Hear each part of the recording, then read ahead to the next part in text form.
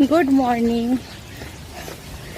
আজকে হচ্ছে সোমবার, আবার মাথায় ছাতা নিয়ে আমি বেরিয়ে পড়েছি অফিসের উদ্দেশ্যে।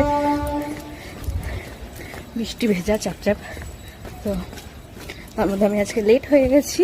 জানি না ট্রেন পাবো কিনা। এত দেরি করে করে অফিস গেলে আমার অফিসের বস আমাকে বাড়ি করে দেবে। চলো দেখা যাক ঠিক টাইমে অফিস পৌঁছাতে পারি কিনা। ট্রেন থেকে নেমে অটোতে উঠেছিলাম অফিসে পৌঁছানোর জন্য। এখন আমি একটু চেষ্টা করছি নিজের কাজ করতে করতে ক্লিপস নেওয়ার, কিন্তু ভুলেই গেছিলাম যে আমি ফোনটা রেখেছি। এই জন্য এত মনোযোগ দিয়ে আমি কাজ করছি। ভাত ভাজা পাঠিয়েছিল মা আজকের লাঞ্চে, হেভি টেস্টি ছিল। অফিস শেষে ফাঁকা ট্রেন করে বাড়ি আসা আর এরকম জানলার ধারে বসে রাতের আকাশ দেখা, এটাই আমার প্রত্যেক দিনের কাজ। আজকের জন্য গুড নাইট।